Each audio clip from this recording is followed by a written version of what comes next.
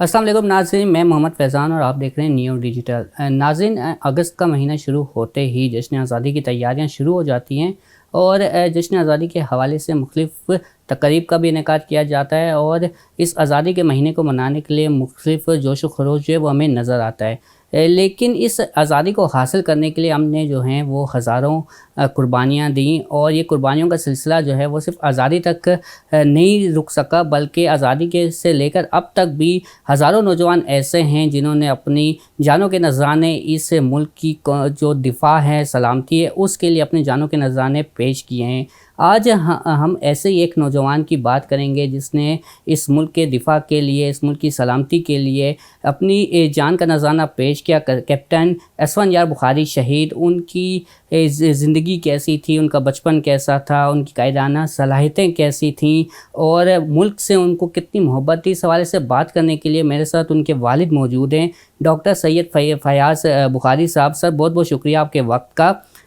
سر، سب سے پہلے تو میں کیپٹن اسفند یار شہید کے آرمی سے پہلے کی جو ان کی زندگی تھی، جو ان کا بچپن تھا، جو ان کی اسٹوڈنٹ لائف تھی، اس حوالے سے جاننا چاہوں گا کہ بطور والد آپ نے کیسا پایا، بچپن میں ان کی کیا خوبیاں تھیں، کیسا ان کا بچپن گزرا، اور جب وہ اسکول یا کالج میں تھے تب ان کی زندگی کیسی تھی، کہ اسی طرح ان میں جو قائدانہ صلاحیتیں شروع سے ہی تھی یا آہستہ آہستہ وقت کے ساتھ ساتھ جو ہیں آپ نے دیکھا کہ ان میں ایسی صلاحیتیں موجود ہیں کہ یہ کسی بھی جگہ جو ہیں ایک لیڈرشپ کوالٹی ان میں موجود ہے، کیا کہیں گے اس حوالے سے؟ بسم اللہ الرحمن الرحیم۔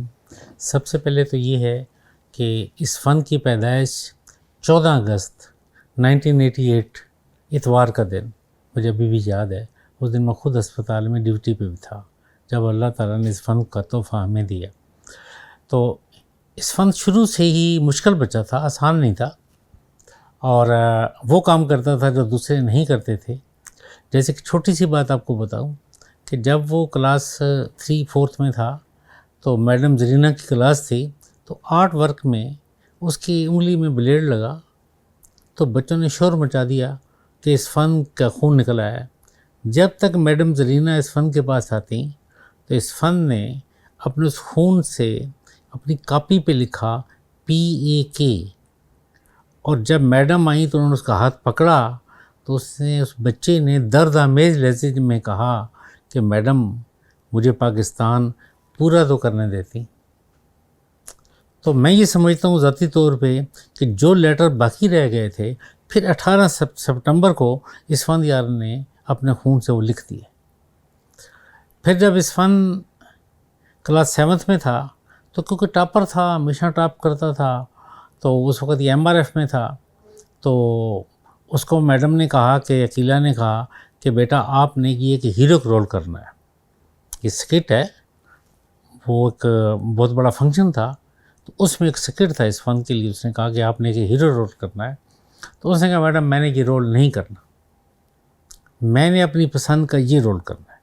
اب رول کیا تھا؟ وہ رول یہ تھا کہ ایک پاکستان آرمی کا دستہ آتا ہے، اس کے آگے کمانڈر ہے جو جھنڈا بلند کر کے گزرتا ہے، 30 سیکنڈ کا ہوگا، 45 سیکنڈ کا ٹوٹل رول ہوگا۔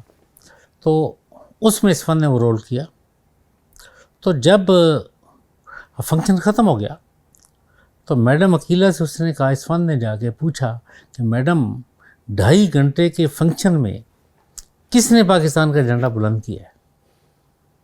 اس لیے میں نے یہ رول کیا تھا۔ اور میں یہ سمجھتا ہوں کہ اس فن نے جہاں بھی اسے موقع ملا اس نے پاکستان کا جھنڈا بلند کیا۔ پھر جب اس نے 7 کو بھی ٹاپ کیا تو پھر اس کے ساتھ وہ ہسپتال کے لیے سلیکٹ ہو گیا۔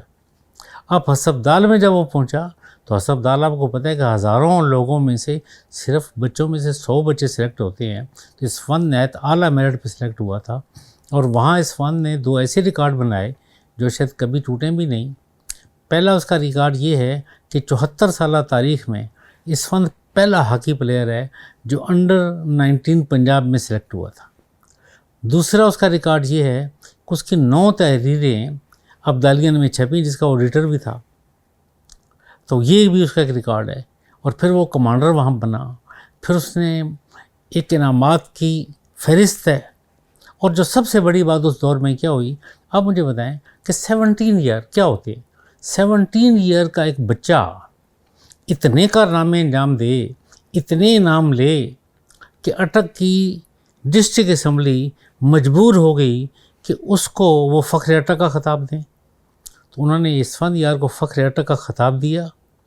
اس کی تصویر 2006 میں اٹک کی میونسپل لائبریری میں لگا دی گئی اور لکھا گیا کہ دیکھیں کہ اٹک نے کیسا بچہ پیدا کیا، اور وہ ایک انسپریشن تھا. اس کے انعامات کی فہرست بھی لگائی گئی. تو حیرانی ہوتی تھی ہمیں، یار یہ اتنے بندہ کا رہا نمایاں. لیکن ہمیں اس وقت ایک چینج آئی جب اسے میٹرک میں ایف ایس سی میں بہت اعلیٰ نمبر لیے، تو ہم تو یہی سمجھتے تھے کہ وہ میڈیکل کالج میں جائے گا. لیکن عین وقت پہ اس نے کہا کہ نہیں، میں نے پاکستان آرمی میں جانا ہے. سب نے منع کیا کہ نہ جاؤ، ہمارا اپنا اسپتال ہے، گھر کے 15 ڈاکٹر ہیں بھائی، تو کدھر جا رہا ہے. اچھا، اسی سوال پہ میں نے آگے آنے اس سے پہلے کہ کیپٹن اسفندیار شہید کی جو شخصیت تھی ان میں کیا چیز آپ کو نمایاں نظر آتی تھی؟ آپ کیونکہ آپ تربیت جو ہے والدین ہی کرتے ہیں، تو ان کی تربیت کی کون سی ایسی چیز تھی جو آپ کو لگا کہ وہ ساری زندگی ان کی شخصیت میں جو ہے وہ نمایاں نظر آئی ہے آپ کو؟ سب سے بڑی بات یہ تھی اس کی شخصیت میں کہ اس کی کیونکہ والدہ قرآن سینٹر چلاتی ہیں، تو انہوں نے قرآن کو اس کے اندر سرایت کرا دیا. اسفان کے اندر سے قرآن بولتا تھا، وہ ڈرتا نہیں تھا کسی سے، وہ آگے بڑھ کے کام کرتا تھا اور حق کی خاطر جاتا تھا. وہ کبھی اس نے نمبر 2 کام کوئی بھی نہیں کی. اور اسی لیے جو سوڈا فارر ملی ہے وہ میں آپ کو بتاؤں گا کہ وہ کس طرح سے اس کو ملی، کہ اس نے کیونکہ اس نے قرآن کا راستہ اپنایا تھا. یہاں بھی اس نے یہی سوچا تھا کہ خارجی جہاں نظر آئے اس کو مارے. اچھا سر، اسفندیار نے جب گھر میں بتایا کہ وہ فوج میں شمولیت اختیار کرنا چاہتے ہیں، ملک کا دفاع کرنا چاہتے ہیں، تو کیا ری ایکشن تھا آپ کا؟ کیونکہ جس ٹائم انہوں نے یہ فیصلہ کیا 2006-2008 میں پاس آؤٹ ہوئے، تو اس ٹائم ملک میں دہشت گردی بھی عروج پہ تھی اور مختلف جگہوں پہ حالات بھی خراب تھے. تو اس وقت آپ کی کیا رائے تھی اور کیا آپ سوچ رہے تھے اس میں؟ کیسا آپ فیل کر رہے تھے کہ بیٹے، کیونکہ آپ نے خود بتایا کہ ڈاکٹروں کی فیملی ہے، وہ میڈیکل چھوڑ کے فوج میں جا رہے تھے، تو کیسا لگ رہا تھا آپ کو؟ اسفند اکیلا تھا، پوری فیملی اس کے ڈیسیژن کے اگینسٹ تھی. تو ہر بندہ اسے یہی کہہ رہا تھا کہ تو اتنا لائق آدمی ہے، تو آرمی میں کیوں جا رہا ہے؟ ٹھیک ہے. اور اس نے کہا کہ مجھے آرمی کی ضرورت کم ہے، پاکستان آرمی کو میری ضرورت زیادہ ہے. اس نے کہا جی دیکھیں، اگر پاکستان آرمی میں لائق لوگ جائیں گے، اچھے خاندان سے لوگ جائیں گے، تو پاکستان آرمی اوپر جائے گی. اور میں پاکستان آرمی میں کچھ چینجز کے لیے جا رہا ہوں. یہ اس کے ورڈ تھے. جس طرح آپ نے کہا کہ انہوں نے کہا کہ پاک آرمی میں چینجز کے لیے جا رہے ہیں، تو وہ جو پاکستان آرمی میں انہیں شمولیت اختیار کی، تو ظاہر بات ہے اپنے وہ کچھ جو ان کے پلانس ہیں اس حوالے سے بھی آپ سے بات کرتے ہوں گے. سورڈ آف آنر انہوں نے وہاں پر حاصل کی دوران ٹریننگ. تو جب آپ کو پتہ چلا کہ آپ کا بیٹا جو ہے اب سورڈ آف آنر ون کرے، یعنی جب اسٹوڈنٹس تھے تب بھی وہ میڈلز لیتے رہے، تب بھی نمایاں ان کی کارکردگی رہی، اب پی ایم اے میں جا کے ان کی کارکردگی نمایاں تھی، تو کیسا محسوس کر رہے تھے اس حوالے سے؟ دیکھیں، ہمارے لیے تو جب وہ اسکول میں تھا تو باعث تمانیت تھا، ہمیشہ فرسٹ آتا تھا. جب کیڈٹ کالج ہسپتال میں گیا تو اس کو کیڈٹ کالج کا لیجنڈ انہوں نے بنا دیا. ہمارے لیے بہت خوشی کی بات تھی. جب وہ پی ایم اے کاکول میں پہنچا تو آپ حیران ہوں گے کہ اس کو جو خطاب ملا وہ تھا جنرل رومیل کا. کہ آپ کو پتہ ہے کہ جنرل رومیل کتنا بڑا جنرل تھا، جرمن کا فیلڈ مارشل تھا. اس کا خطاب اسفندیار کو ملا اس لیے کہ اس وقت ہی وہ کتنا لائق تھا. میں 1-2 باتیں آپ کو بتاتا ہوں تو آپ خود اندازہ کر لیں گے. جب اسفندیار کو سوڈ ملی تو راحیل شریف وہاں پہ کمانڈر تھے. انہوں نے بریگیڈیئر ندیم رحمۃ اللہ سے کہا کہ یار اس لڑکے کو جو ہم سوڈ دے رہے ہیں نا، یہ اس کے لیے چھوٹی چیز ہے. ایک بات. دوسری بات انہوں نے کی کہ یار یہ جو بندہ ہے جی سیکنڈ لیفٹیننٹ نہیں ہے، اس کو تو آج ہی میجر کے رینک لگانے چاہیے. ہی از سو ٹیلنٹڈ. اور پھر میں آپ کو جیسے بتا رہا ہوں نا کہ اس کا اپ رائٹ تھا وہ. یعنی ایک دفعہ کاکول میں ایسا ہوا کہ انہوں نے کہا جی 15 چکر رات کو لگانے ہیں، تو وہ چکر پوری وہ انٹری لگا رہی تھی تو بجلی چلی گئی اور بالکل گھپ اندھیرا ہو گیا. تو سارے لوگ بیٹھ گئے، ایک بندہ چکر لگاتا رہا، وہ اسفندیار. جب اینڈ پہ بجلی آئی اور باقی بھی دوڑ کے شامل ہو گئے 1-2 چکروں کے بعد، تو جب ان سے پوچھا گیا ابھی ساروں نے چکر پورے کر لیے، تو سب نے کہا جی پورے کر لیے. تو جب انہیں کیمرہ دکھایا انہوں نے کہا یہ کہ اسفندیار ہے جس نے پورے کیے ہیں. اب اسفندیار سے پوچھا گیا کہ تم نے کیوں پورے کیے ہیں، باقی تو بیٹھ گئے تھے. اس نے کہا انہوں نے سٹافوں کو دیکھا کہ وہ چلے گئے ہیں، میں نے ان سٹافوں کو نہیں دیکھا، میں نے اوپر اللہ تعالیٰ کو دیکھا ہے کہ اللہ تعالیٰ نے ایک کام لگایا, ایک ذمہ تھا, تو میں نے اللہ کو راضی کرنا ہے, تو میں نے اپنا کام پورا کرنا ہے, تو میں نے پورا کیا. پھر ایک اور بات کہ آپ کو پتہ ہے کہ ان کی ایک ہوتی ہے یرموک ایکسرسائز ہے, 176 کلومیٹر کی ہوتی ہے. وہ پہاڑوں میں بھی جاتے ہیں, صحراؤں میں بھی جاتے ہیں, دریاؤں میں, نالوں میں, ہر جگہ جاتے ہیں وہ. یہ پورے 4 دن کی ہوتی ہے. ہوتا کیا ہے کہ جب وہ باہر آتے ہیں 22 kg کا وزن ہر کیڈٹ نے اٹھایا ہوا ہے, اور ایک LMG ساتھ ہوتی ہے 25 پہ. LMG کا وزن ہے 15 kg. اب 15 kg اس میں ڈالیں نا تو 39 kg بنتا ہے. اب 39 kg ہر لڑکے نے 1 کلومیٹر اٹھانا ہے, پھر اگلا اٹھائے گا. تو اس فن کمانڈر تھا, جب باہر آیا PMA کاکول کی گیٹ سے, تو اس نے کہا پہلے کون اٹھائے گا. تو جب کسی نے نہیں اٹھائی تو اس فن نے خود اٹھا لی. پھر اس فن نے 176 کلومیٹر مسلسل اٹھائی, کسی کو نہیں دی. تو جب واپس آ کے اس نے رکھی تو پھر راحیل شریف صاحب نے اسے بلایا. اس نے کہا کہ اس فن you have done a great achievement. تو اس نے کہا سر وچ اچیومنٹ؟ اس کا خدا کے بندے, یہ 39 kg کا وزن تو نے 176 کلومیٹر اٹھایا ہے, پہاڑوں میں بھی, دریاؤں میں بھی, ہر جگہ پہ. تو دس از اچیومنٹ. اس کو کہتے ہیں گیٹ ٹو گیٹ اٹھانا.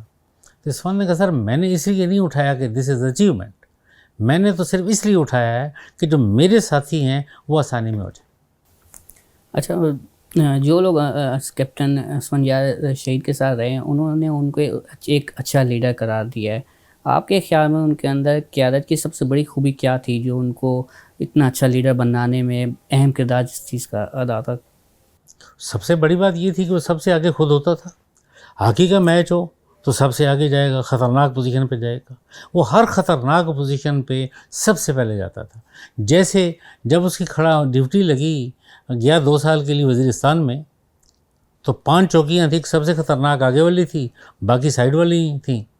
تو جب قرآن اندازی ہوئی کہ جی آپ آگے والی پہ کون جائے گا, تو اس فن نے فوراً کہا کہ کون جائے گا, کیا مطلب, کوئی قرآن اندازی نہیں, میں خود جاؤں گا, سوڈا پانو میں جاؤں گا.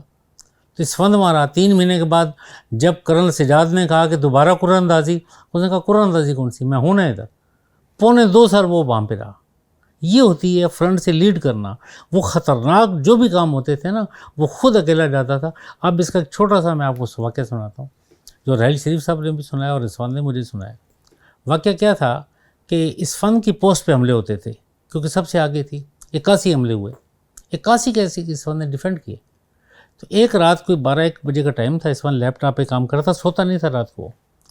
تو پتہ لگا جی کہ 3 دہشت گرد آ رہے ہیں. تو اس فن نے فوراً SMG لی اور ان کے پیچھے بھاگا, فائرنگ کی, انہوں نے بھی فائرنگ کی, وہ تینوں بھاگ گئے. تو اس فن نے کہا یار یہ روز آ جاتے, آج نیچے جا کے ان کو سبق سکھانا چاہیے. تو صوبیدار نبی جو 35 بندوں کے ساتھ وہاں موجود تھا, اس نے کہا سر ہم نیچے تو چلے جائیں گے, ہم ان تینوں کو مار بھی لیں گے, لیکن اگر ہمارا ایک بھی شہید ہو گیا وہ بڑی عجیب بات ہو جائے گی, غلط بات ہو جائے گی. تو اس فن نے کہا صاحب آپ ٹھیک کہتے ہو. یہ کہا, بیرک میں گیا, واپس آیا تو اس نے وہ گن وغیرہ ساری لوڈ کی ہوئی, اس نے اسلحہ وغیرہ لے کے, تو اس نے جب دیوار کراس کی تو صوبیدار نبی چیخا کہ سر کہاں جا رہے ہیں. اس نے کہا کہیں نہیں جا رہا, میں ان کو صرف دیکھتا ہوں. دیکھنا کیا تھا, آدھا گھنٹے سے کپتان کا کوئی پتہ نہیں. آدھے گھنٹے بعد نیچے فائرنگ ہوئی تو فوراً صوبیدار نبی چلایا کہ کپتان اس فن شہید ہو گئے, ایک بندہ تو مقابلہ نہیں کر سکتا. تو اس فن نے بھی یہ واقعہ مجھے سنایا, صوبیدار نبی نے بھی واقعہ مجھے سنایا. کہتے جب ہم ان کے پیچھے گئے کہ ہوا کیا, تو جب ابھی نیچے نہیں پہنچے تو فائرنگ بند ہو گئی. تھوڑی دیر میں دیکھا کہ کپتان صاحب سامنے آ رہے ہیں. تو ان صوبیدار نبی کے شانے پہ ہاتھ رکھا اور کہا کہ صاحب صبح میں آپ ان کی لاشیں دکھاؤں گا, انہیں پتہ لگا ہے آج کہ پاک آرمی پہ حملہ کیسے کرتے. اچھا سر, دوران سروس بھی کیپٹن اسفندیار شہید نے ایک ایسا کارنامہ انجام دیا, ایک ایسا آلہ بنایا جو پاکستان فوج کی کافی اس میں مدد بھی ہوئی. کیا آلہ تھا اور اس بنانے کا ان کا خیال کیوں آیا؟ آپ سے تو انہوں نے ڈسکس کیا ہوگا, تھوڑا اس حوالے سے بتا دیں. بالکل, وہ ایسا ہوا کہ سوات میں آپ کو پتہ ہے کہ ہمارے بہت بندے شہید ہوئے. تو اس فن نے کہا کہ سوات میں بندے ہمارے اس لیے بہت شہید ہوئے کہ انہیں یہ پتہ ہی نہیں لگا یہ پتہ ہی نہیں لگا کہ گولی کدھر سے آ رہی. تو اس نے کہا جی کہ میں کوئٹہ میں جب وہ گیا تو اس نے کہا جی میں ایسا آلہ ایجاد کر کے بتا سکتا ہوں کہ جو یہ بتائے گا کہ فائر کس جگہ سے آیا ہے اور کتنے فاصلے سے آیا ہے. تو وہ آلہ اس فن نے پھر ایجاد کیا. جب ایجاد کر کے اس نے آرمی کے حوالے کیا تو سب لوگ اس پہ حیران تھے کہ ایک عام ملٹری آفیسر نے اتنا بڑا کارنامہ کیسے کر لیا. تو یہ اللہ تعالیٰ کہ اس کے اندر یہ خداداد صلاحیتیں تھیں. سر ابھی ہم اس آپریشن کے حوالے سے بات کرتے ہیں جس آپریشن پہ کیپٹن اسفند یار شہید ہوئے تھے 18 ستمبر 2015 بڈبیر ایئر بیس پر کیمپ پر ایئر فورس کے. وہاں پر دہشت گرد حملہ کرتے ہیں اور کیپٹن اسفند یار کی ڈیوٹی بھی نہیں ہوتی پھر بھی وہاں پہنچتے ہیں اور وہاں پر جب وہ آپریشن کا آغاز کرتے ہیں تو اس کے بعد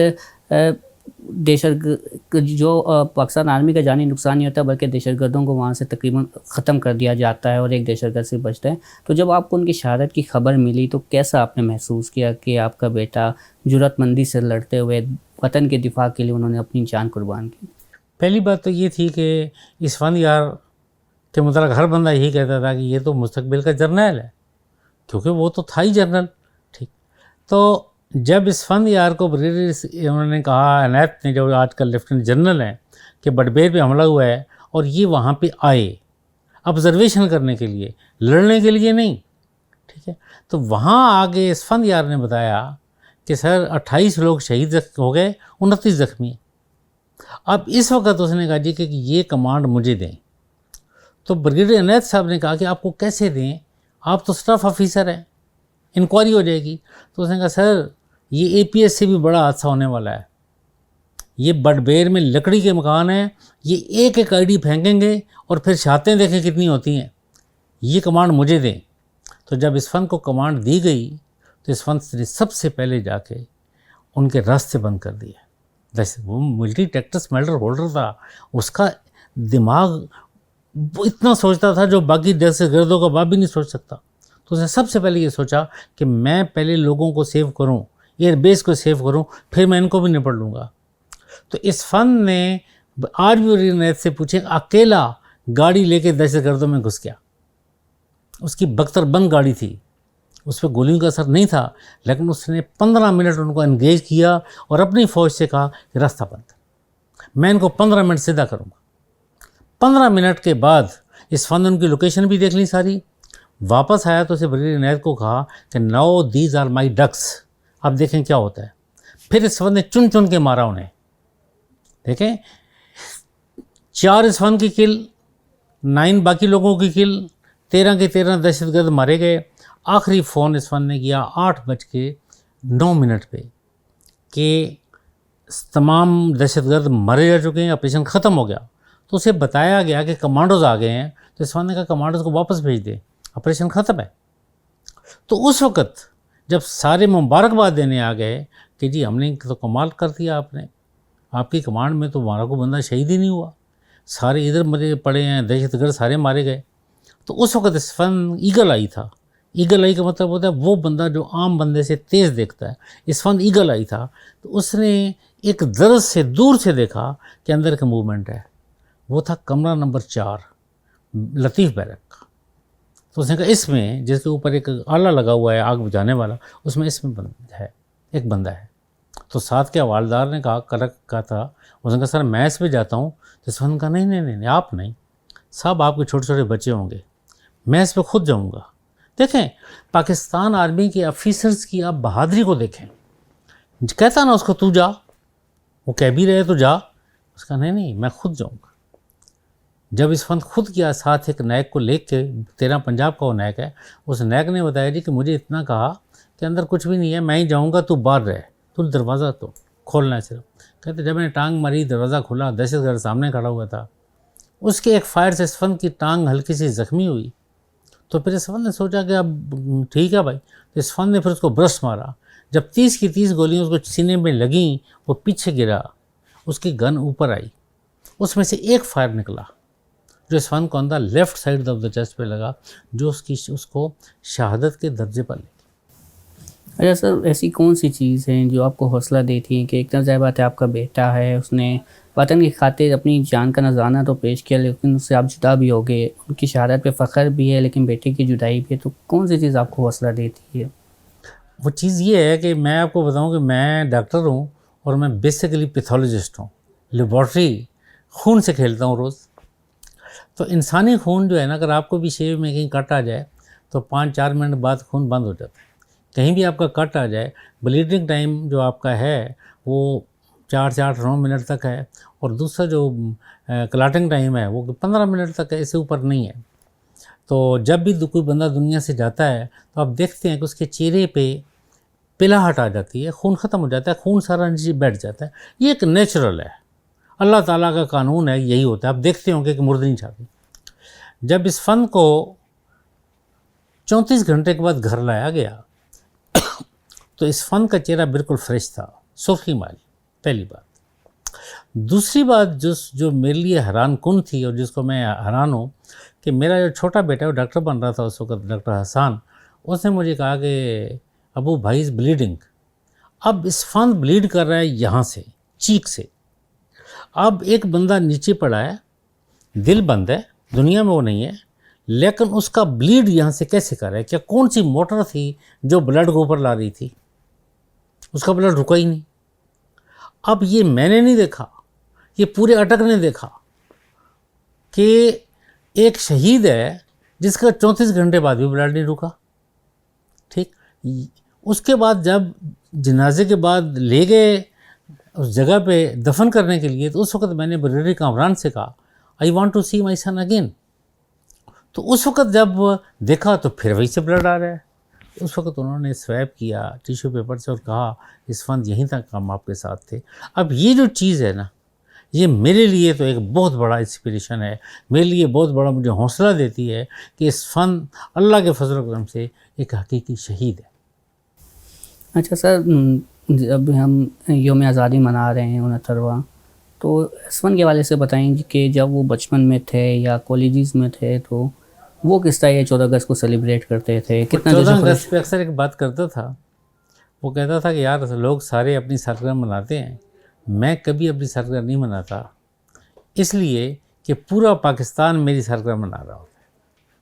اور وہ یوم آزادی کو بڑا ہی اس سے اچھے طریقے سے سیلیبریٹ کرتا تھا. اس دن وہ میرے ساتھ جانا، اس دن جھنڈیاں لینی، گھر پہ جھنڈیاں لگانی.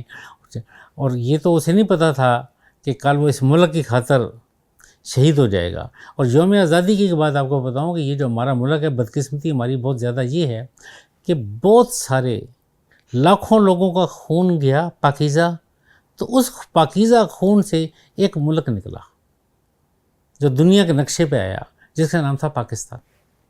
اور مجھے نہیں پتا کہ یہ پاکستان کب تک خون اس کا بہتا رہے گا، کب تک لوگوں کے جوان بچے شہید ہوتے رہیں گے، اس میں امن کیوں نہیں آ رہا. یہ ایک حیرانی کی بات ہے. سر، ایک شہید کے والد کے طور پر اس یوم آزادی پہ کیا پیغام دینا چاہیں گے، کیا کہیں گے بالخصوص نوجوانوں سے؟ میں تو وہی پیغام دوں گا جو اس فن نے دیا تھا، اور میں وہی پیغام دوں گا جو میں نے 18 ستمبر کو دیا تھا. 18 ستمبر کو ایک خدیجہ فاروقی کے اینکر ہیں، پتہ نہیں کیسے انہوں نے مجھے آن لائن لے لیا. 3 بجے کا ٹائم تھا، بھی اس فن کا جنازہ بھی نہیں ہوا تھا، تو میں پشاور میں تھا. تو اس نے پوچھا کہ ڈاکٹر صاحب آپ نے اپنا بچہ کھو دیا، اتنا خوبصورت، آپ کیا کہیں گے؟ اب میں حیران تھا کہ میں اس کا کیا جواب دوں. لیکن میں نے اس کو کیا جواب دیا؟ میں نے کہا ہم نے تو اپنے بچوں کو شہید کروا دیا اس ملک کے لیے. یہ جو ملک کے حکمران ہیں، ان کو چاہیے کہ خدا کے لیے کرپشن ہی بند کر دیں یار، اس ملک کو کھانا ہی بند کر دیں. ٹھیک. اچھا، دوسری بات جو اس فن کا پیغام ہے، اس فن سے میں نے پوچھا کہ اس فن یہ دہشت گردی کب تک ختم ہو جائے گی؟ تو اس نے کہا جی دہشت گردی کو ختم کرنا کوئی مشکل کام نہیں، بالکل ختم ہو جائے گی، لیکن اس کی ماں کو تو پہلے ماریں، وہ تو اور بچے جنتی جا رہی ہے. تو میں نے اس کی ماں کا کیا نام ہے؟ اس نے کہا اس کی ماں کا نام ہے کرپشن. کہتے ہیں جب حکمران کرپشن کرتے ہیں نا تو پھر آگے یہ دہشت گردی بڑھتی ہے، کم نہیں ہوتی. سر، آخر میں یہ پوچھنا چاہوں گا کہ کیپٹن اسفند جاج شہید 2015 میں شہید ہوئے اور آج 2026 ہے. اس پورے دوران ان پر لکھنے والے بھی بہت سے لوگ ہیں. تو جب ان کی لوگ تعریف کرتے ہیں، ان کے بارے میں لوگ لکھتے ہیں، تو ایز اے فادر آپ کیا محسوس کر رہے ہوتے ہیں کہ ان کی کہانی لوگوں تک پہنچ رہی ہے، ان کی جو ایک قائدانہ صلاحیت تھی، ان کی بہادری تھی، وہ لوگوں تک پہنچ رہی ہے، نوجوانوں تک پہنچ رہی ہیں، تو کیسا محسوس کر رہے ہیں؟ اس فن یار پہ یہ ایک کتاب لکھی گئی، یہ ایک پروفیسر ظہیر قندیل صاحب نے کتاب لکھی، اور یہ کتاب ایک آرمی افسر کی کتاب ہے. تو ایسی کتابیں لوگ پڑھتے نہیں ہیں. یہ کتاب 1 سال میں 10 دفعہ چھپی ہے. اس سے آپ اندازہ لگائیں کہ اس فن کی داستان کو لوگوں نے کتنا اس میں انٹرسٹ لیا. اب اس کتاب کو اگر آپ لوگو دکھانا چاہیں تو اس وقت تو اس کو نیشنل بک فاؤنڈیشن چھاپ رہی ہے. یعنی یہ پاکستان آرمی کی واحد کتاب ہے جسے نیشنل بک فاؤنڈیشن چھاپ رہی ہے. دوسری بات، اس فن یار کے نام سے ملک میں 32 مقامات منصوب ہے، جس میں 4 ڈسٹرکٹ کے تو آپ کے چوک ہیں. فیصل آباد کا سب سے بڑا چوک اس فن کے نام، اٹک کا سب سے بڑا چوک اس فن کے نام، لیا کا سب سے بڑا چوک اس فن کے نام، گجرانوالہ کا چوک اس فن کے نام، ٹھیک ہے، اور بے شمار روڈیں. اچھا، پھر آپ کے ملک میں 178 ڈسٹرکٹ ہیں. 178 ڈسٹرکٹ میں ہر ڈسٹرکٹ میں ایک ڈسٹرکٹ ہاسپٹل ہے. صرف 2 ہاسپٹل ہیں جو شہداء کے نام سے منسوب ہیں. گجرات کا عزیز بھٹی شہید ڈسٹرکٹ ہاسپٹل اور اٹک کا اسفند یار بخاری ڈسٹرکٹ ہاسپٹل.